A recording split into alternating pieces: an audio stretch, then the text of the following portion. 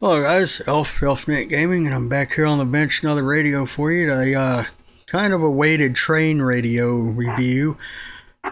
Yep. This is the Motorola Railroad Spectra. It doesn't say railroad on it, but it does say Motorola Spectra on it. The railroad version is also referred as the Spectra Clean Cab Radio. What this does is mount in the bulkhead of the locomotive or on top in a pan. It's got its locking screw tab on each side here, and it locks down on. Now this radio is a different beast from the normal Spectra radios. This one's all compacted in one unit. It can be portable. It can be moved from train to train. Things like that. So we'll go over some of the little features here. We're going to start over here. You don't need a handset or mic for this radio. It has a PTT button, push to talk button here. And if you look in here, there's a microphone here and the speaker is here. So it's all in one radio. Volume up, volume down. Dispatch. We're not going to mash any of this because I do have this hooked to a live antenna running out. 63.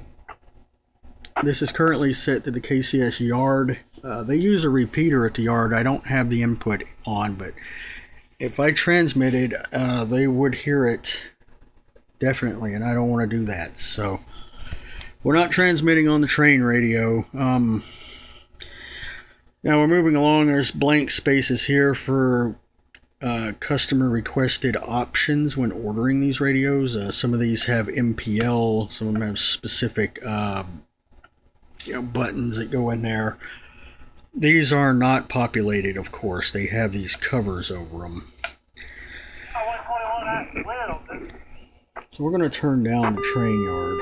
Well, that's as low as it goes, 2 bars. Now on the display, we have home, DISP, TD, here's TX and RX. Now what this does is in conjunction over here, we'll move along over here, and I'll get to this in a minute. Channel, DTMF, tone, and home. So hitting channel puts me in the channel mode, and I can set a transmit channel and a receive channel. So I can transmit on channel 82, the AAR allocated channel 82, and receive 63, which 63 is KCS, 82 in my area is Union Pacific's Lufkin sub. So I'm going to put that back. Oh. I'm going to put that back to 63. And if you don't mash this good and you hit that, then you end up getting, sending tones and things, and I don't want to. That was an accident. Yeah, don't do that. That's why this radio is probably not the best if you're going to be monitoring railroads, because it's very easy to transmit out on this, and that's a big no-no. You can see I accidentally did it myself. I didn't mash it good enough to get in there and do it. The home key is another one. You can go there, home 11, yard 1, which is going to be the same channel as 6363. So yeah. These are programmable, custom programmable via computer. The home and the channels, from what I was reading, you can program all of this anywhere in the VHF high band. Unfortunately, my computer will not read this radio, or this radio doesn't want to cooperate with my computer. It gives me a serial bus power failure.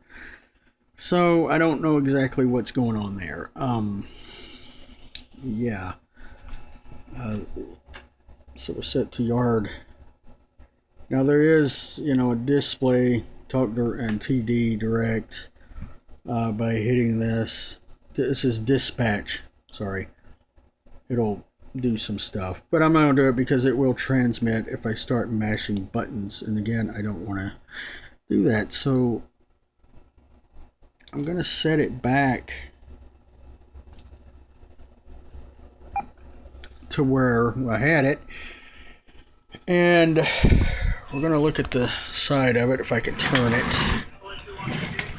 Now over here, this is the antenna, of course. This is for your handset, your speaker mic, microphone, the telephone receiver, etc. This big one is a power port. Now this radio is a dual tap power. It'll take 12 volts, which I have alligator clipped on, 12 volts, or 72 volts. Now this radio is either positive or negative, I think biased too. You can go positive ground or negative ground. And that's for foreign locomotives, things like that. Turning it on around here. Get on the back. This radio had an Illinois Central sticker on it. Here. That's gone. There's a lock. There's the Motorola deal. And this is the auxiliary port for the conductor side handset. And that's the programming port we plug the computer. But this doesn't seem to be working, so I can't reprogram this radio. I wish I could, because I really would love to take the transmitting feature out of this radio, or set it up in a way to where not everything that I mash transmits. So yeah, there's that. So I'm going to set the camera up at another angle. I do have another one of these radios that I will be opening up here in a minute. I'm not going to open this one. I have one that's kind of acting funky that I'll open it up and you'll be able to see what's inside this radio. And so yeah, that'll be a jump cut for you. It's probably going to be about 10 minutes for me. So I will be right back. Okay, and we are back, and as you can see, I've got a different radio here. This one came out of a TFM train. This is the one that's acting weird and wonky, and the reason that is because this radio actually sat outside for I don't know how long in the weather. It does power up and it does transmit. The main problem with this radio is the control head is kind of messed up. It is engraved KCS, even though it was TFM. Another thing I didn't mention about these was they have these shock absorbers. And what happens when you slide this in its pan, if you look, that lock, this locks it on through the pan that it slides into. And you put the key, but little tabs go in here. And it's kind of like shock absorbers. And then you lock it down from the back. This one here has been kind of, it's slides down, locks, keeps it coming out, and there is the holding pin right there. So yeah, I didn't mention that on the other one because it was all wired up and hooked up and everything. Okay, let's move this. Okay, so you probably want to see what's inside. Now I've already taken these long bolts out. Over here in a pan. Actually on my desk, now they're in a pan. Oh, there's another one. So a magnetic in here. And basically what you do here, and of course these have handles on them, this one. Kind of just pry the thing apart and it comes off like that. Now, we're going to start here. This is the top. And if you're familiar with Spectras, you already see a familiar sight. You already see the actual radio is here. The transmitting PA finals are here. I can undo all of that in just a second. This radio has all its original capacitors still, amazingly enough. And, let me see, is this the right tool? This is. Putting my bits back in the case before I lose them. I've already lost one, I think, in this adventure. So we have our receiver here, and under this thing here, under this plate, is probably a pretty valuable piece of hardware. If you have a dead radio that's failed and you have a good one, this piece here may be your most valuable part. This is the MLM, the memory logic module. This is where all the channel information and other features are stored that you program into the radio. These are interchangeable with other radios. There is a procedure to do that. You have to change the serial number to match the serial number of the microcontroller for it to initialize so you can use it. If I was to put this in my big UHF Spectra, I would have to use a lab tool software and make sure the serial number of this board matches the control board before it will initialize. Otherwise, I'll get a fail 999 on it because it doesn't know really what to do with this board at that point. So I'm going to kind of leave it all together so you see what's in there. In here, I do believe this is a preamp section. I'm not really concerned about opening this, but I'll do it. Mainly because I do need these screws. This radio, I think is going to be parted out because I'm not even concerned about fixing it. I actually have a working railroad Spectra, and I've got a boatload of these little ones in this band anyway. I could just change this entire radio out here, but the problem doesn't really lie in this radio. It lies in the faceplate. So not really a big concern. As you can see, this thing has seen some corrosion. It's been outside. And over here, this board is a receiving module. I believe this was like a preamp, the receiving side of the radio, and it can come out of there, but I don't want to really pull on it too much because something might come unplugged. As you can see, it's also got its little corrosion factors there. You can kind of get a feel on that if you wanted it. But again, going to replace the top. I am leaving the screws out because I will be needing those later again. We'll get back here to the business end of the radio, the transmitting side. Let's see if I can't open that. It would be really neat to put a UHF radio in here and see if it would even work. Because like I said, this radio, you could make it portable. All you need is a 12-volt battery, and hook it into the power. It takes power the same way a normal radio will. And it might be worth mentioning that these radios are built like tanks. There are so many screws and so much metal, and all this is poured like cast aluminum. Cast aluminum. Worth a pretty good bit. If you got enough of these at a scrapyard, you could probably make a pretty good haul with them. Alright, so I'll pull the... This is the transmitting section here. As it just falls down in there. That's the transmitting finals. You see, here's our... We're coming in.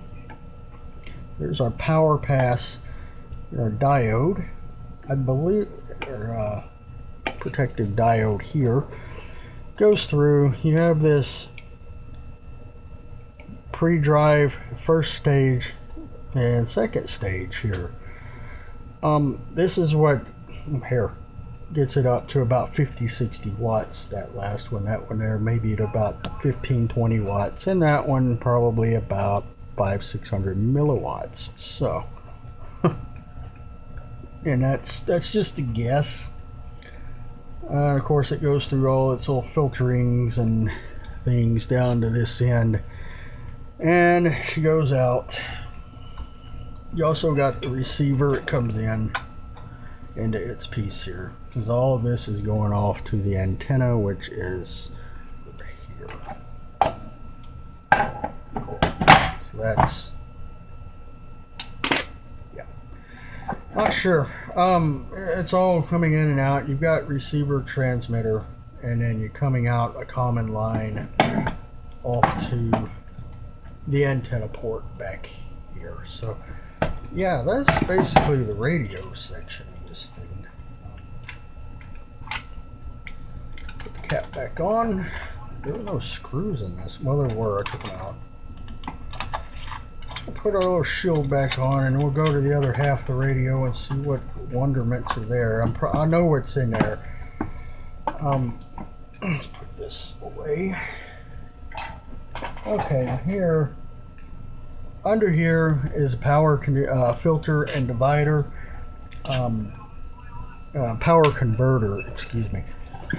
Basically, 12 volts goes straight through this. It goes through here and then hops right back up and goes on to this backplane board. And here's the interface for the radio board. This is the radio's backplane board here. That's what I call it, anyway. Let's go dirty. Now, this thing's been painted. It looks like it had rust, so they might have painted it. But here, where your mics and every speaker's external mics hook up, it ties into this backplane. Here's the main interface for that. If you look at the receiver board, it also has one, the male version, right there. Okay. Right. This is basically a power supply. And all that's in there, I don't want to undo all these screws. Okay. Basically what's in there is a lot of filtering, because in a locomotive it is a very electrically challenging environment. You have multiple voltages. You have a lot of voltage spikes and things like that. I mean, it's coming right off of a generator through a crude rectifier. And you got 72 volts DC and a shit pile of amps going into the big plug, and that needs to be smoothed out and filtered quite heavily before getting to this radio. This radio is very sensitive to those transients. So what you got in here is a bunch of chokes, transformers, and coils. You also have a couple of fuses here. One is for the 72 volt, the other is for the 12 volt. The 12 volt does hit some filtering and then the fuse and then out on these big red and blacks and then there. So, and then of course it's feeding data, and here's your control head cable. There's the back of the control head. Speaker. The microphone is under all of this. Actually, I didn't hook the mic back up. The microphone goes in this little blue thing here, and there's the cable still tucked under. I didn't hook the mic back up, and I remember this one here is kind of dead. The control head's not even right. Something's wrong with it, and I fiddled with it and couldn't get it to do right. And now it's like it powers up, and it just is extremely loud beeps, and it's just no. But the radio is good, so I'll put this back together. I do want to keep it all together, and I'm not even going to put the screws back in here, but that is the Motorola Railroad Spectra inside and out. I can't go into the programming because the programming is not working for these for some reason. I'm looking into why, because I would really like, here's my other one. I would really like to program these, or at least attempt to take the transmitting features out. I don't want to go and start cutting tracks or wires and things like that, because that could damage other parts of the radio. I would really like to just, if I can solve it with software, fine. If I can't, I just have to tell myself not to mash too many buttons. Okay, so with that, we're now back on. with a glare. And yeah, that's the railroad Spectra. I've been retired from KCS. This one, the other one was TFM KCS. And if you find the video interesting, leave a like, subscribe if you hadn't already. It doesn't hurt anything to click that button to get the notifications. You can click that little bell thing. More videos to come. I'm waiting on a new camera, so I don't have to keep holding and jiggling this around. This is being recorded on a cellular phone, which the phone has a better camera sensor than my actual old digital camera does. But anyway,